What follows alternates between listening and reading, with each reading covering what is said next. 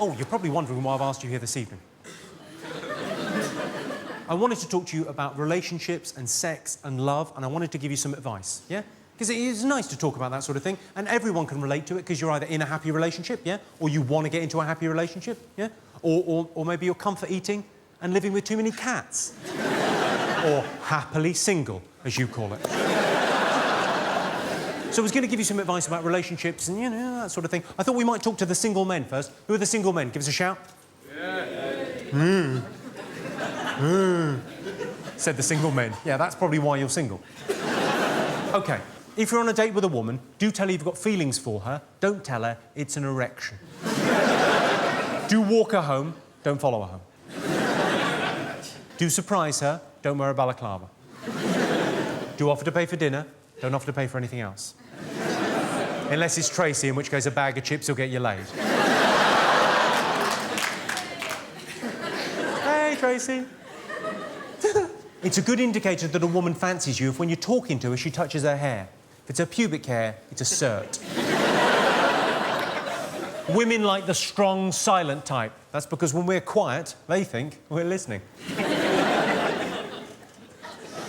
What are you like, ladies? It can be a bit depressing being a single man, can be a bit of a ball ache. I've got an inspirational story, this will cheer you up. Concerns my friend Emily. She's beautiful, she's intelligent, and she's funny. She's a triple threat. She's on a date with a guy about 2 months ago. They're having dinner across from each other. Main course arrives, lasagna as it happens, OK? He leans across to her plate, takes a massive bit of her lasagna, eats it. Without saying anything. Does it again, like 30 seconds later, another massive bit, eats it. Off her plate. Does it for the third time.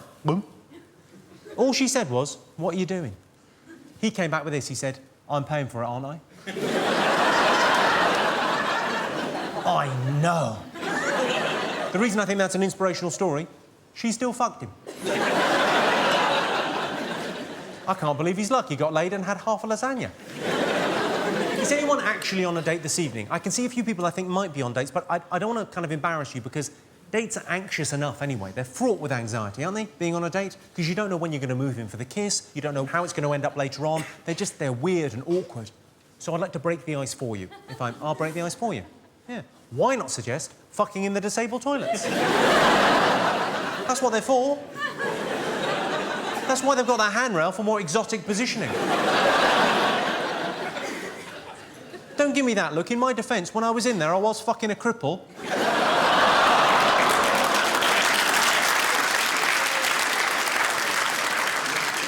And I'm 90% sure it was consensual.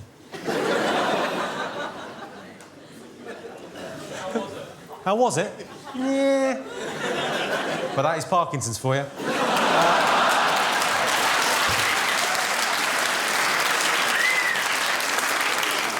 I think clapping a Parkinson's joke is in poor taste, ladies and gentlemen.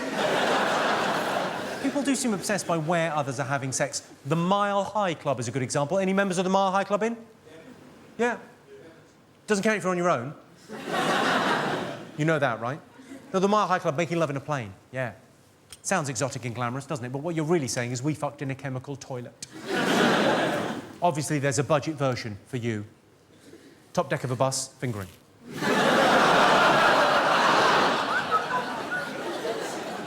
Are you paying attention? That's all in the wrist. Don't go in with that hand, you're a fool to yourself. You put your shoulder out, keep that hand free for ticketing. This is fun and we're learning things. Men and women are different. Now, I know we all know that in our heads, but the more you can accept that in your hearts, I think the better, the easier life is, right? Yeah. Some examples. Women like to relax in a hot bath with candles and oils. Men, generally, prefer to masturbate in the shower. Yeah, we know what you're up to in there, ladies. Why does this loofah smell funny? Some advice for the ladies. I had a woman come up to me after the show a couple of weeks ago. She said, "I think you're very sexist."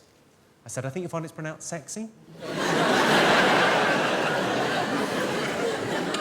Run along, grown-ups talking. Ladies, if a man says he likes foreign films, porn.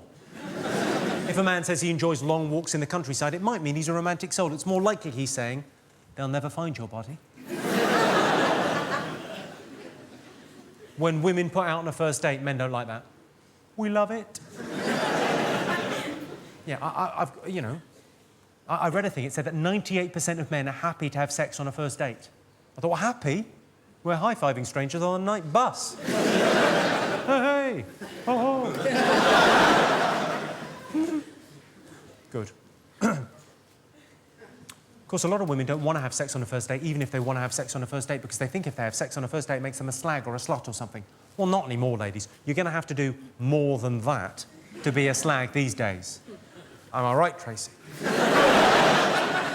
I'm just saying that like, having sex on a first date just means you wanted to have sex on a first date. That's all it means. To be a slag these days, you're going to have to do so much more. I've got friends that are slags. My friend Louise is a slag.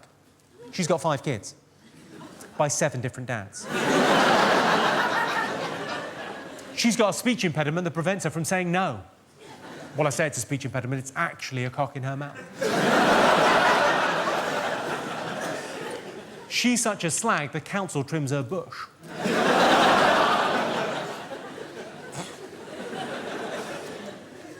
I've got a question. I've got a question for the men. Have you ever seen a woman so unattractive to you, it makes you question your sexuality? I'll explain. Because for me, it would be like Gillian McKeith. You know the woman from How Clean Is Your Poo? Weird-looking creature. So if you put Gillian McKeith there and Brad Pitt there, and you said to me, your life depends on it, you've got to do it with one of them. You've got to make the beast with 2 backs. Do the sticky belly. What? I would think, right, I'm a heterosexual man, Gillian is a woman, Gillian is. Oh. Jesus. Give it here.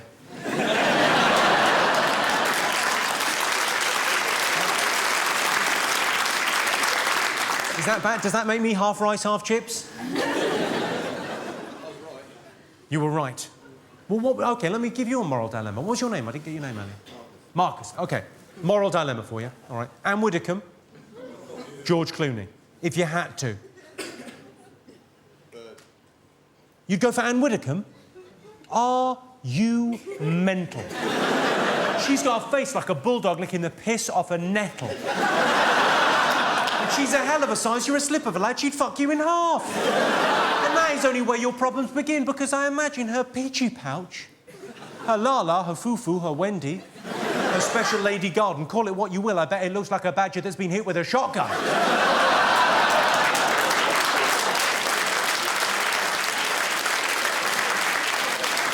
I bet there are police divers that would be squeamish about going down on that.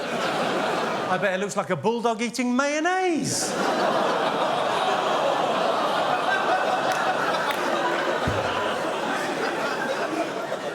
I bet George Clooney's got the prettiest cock you've ever seen.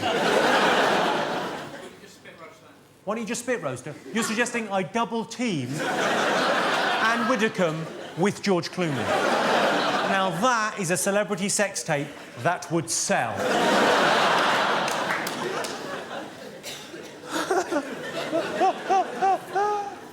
Someone said that the other day, Marcus. Someone was as macho as you the other day. They went, yeah, Anne Widdecombe, just put a bag over her head.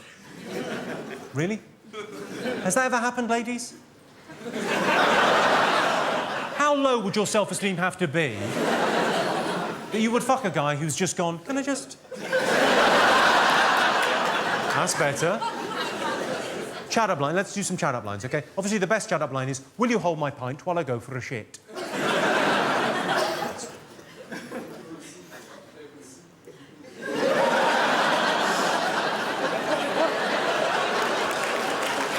Steve, everyone. And his brilliant chat-up line, if you were a soup, what flavour of soup would you be? Well, I think that's right up there with, does this rag smell of chloroform to you?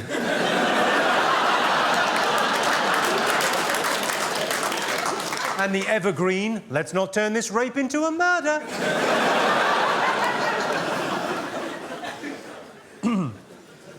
The problem with chat-up lines is you know whether they're going to work pretty much immediately. You know straight away whether the girl's thinking you're a dick or buy us a drink, OK? So I've written some abort mission lines for you, so you could be sort of halfway through a chat-up scenario and you can abort the mission if you think it's going badly, right?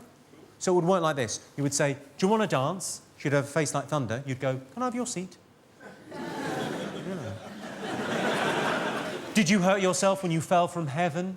because it looks like you landed on your face.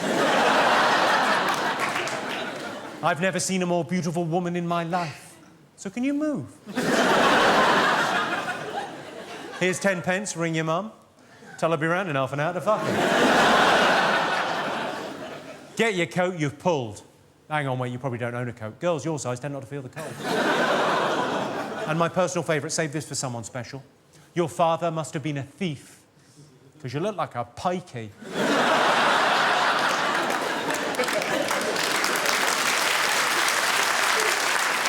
Let's talk about gifts, because gifts are very important when you're in a relationship. They show your partner how you feel about them. This is interesting. My girlfriend suggested last Christmas that we limit ourselves to £20 for each other's presents. But I wasn't thinking about spending that kind of money. Obviously, if you're buying gifts for a woman, it's pretty easy. Just go for the classics. You know, champagne, chocolates, flowers. Unless you're dating an alcoholic bulimic with hay fever. I buy my girlfriend flowers every week, because I really fancy the girl in the florist. I've told the girl in the florist my girlfriend's dead.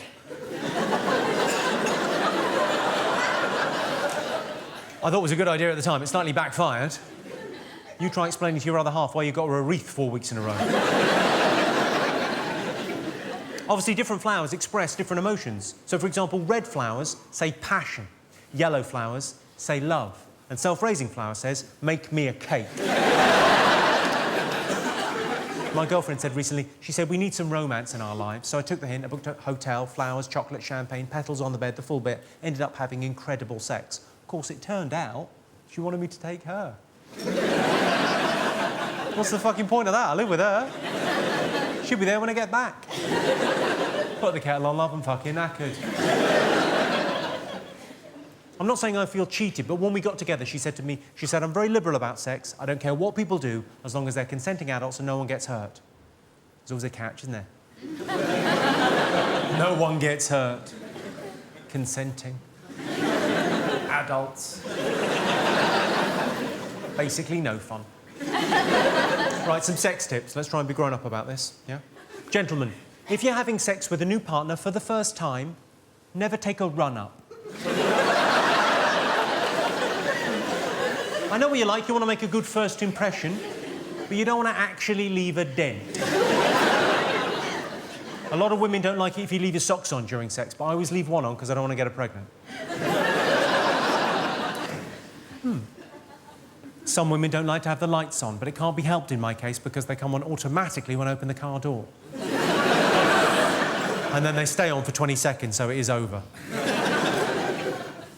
This isn't advice, this is more of a reminder, and it's a reminder to men in long-term relationships, because standards can slide as a relationship goes on. Just a reminder for the men in long-term relationships, it is never acceptable, yeah, to answer the phone when lovemaking.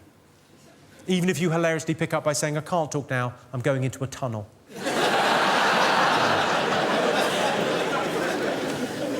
Some common myths you may have heard. These, they're just myths, they're not true. The best lubricant for anal sex is not tears.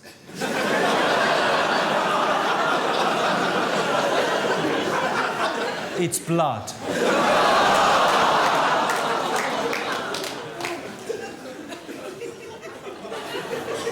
I bought some KY jelly. It said on the box not to be taken internally. I thought, where do they think it's fucking going?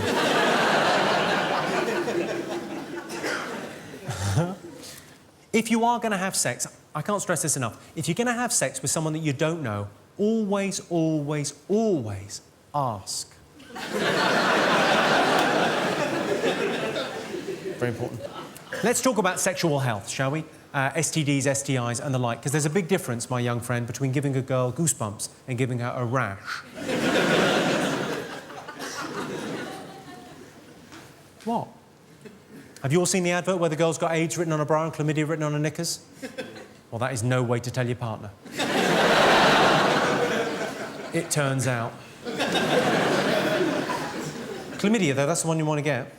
That's the gold standard of STIs. It's the best one. I was chatting to a friend who's a proper doctor. He said, chlamydia is rife, and the worst thing is, there are no symptoms. I said, how's it even a disease? He said it can make a woman infertile. I said, I'll throw away these condoms then, shall I? The only way chlamydia could get any better is if the discharge was a pizza. The women are thinking, that is disgusting. And the men are thinking, that would be brilliant. Can I just make the point, there's a lot of young ladies in today, can I just make the point, it is totally socially acceptable for young women to carry condoms in their purse or in their bag, of course it is. But a young man carrying a coil is weird. Do you know how the coil contraceptive device works? No, well, I'll explain. Think of me as a kindly uncle.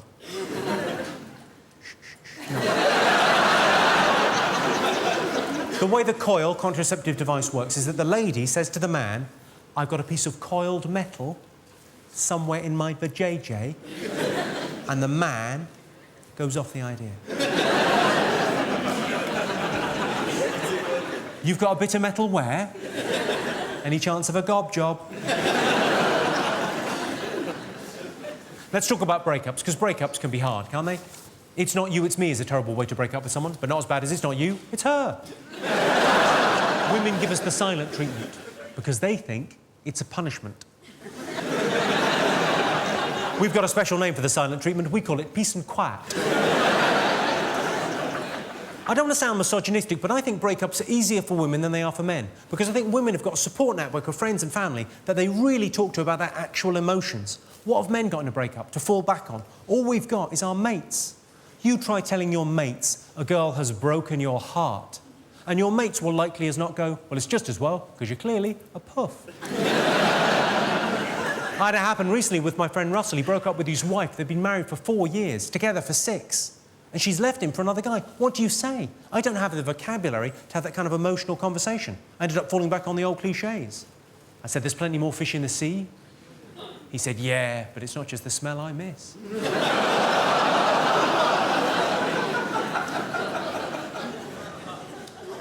Well, on that cerebral and edifying note, has anyone got any questions or queries about sex or relationships? Anything you need to know? What's your favourite position?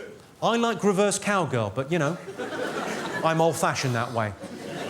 What's yours, sir? Various. I think I can... It's a match, eh? Pick and mix. Yeah, I imagine, what, it's either that or that. Yeah. Maybe a bit of that, who knows? Yeah, treat yourself, why not? What wouldn't you do that your missus would ask you to do? What wouldn't I do that my missus would ask me to do? Stop.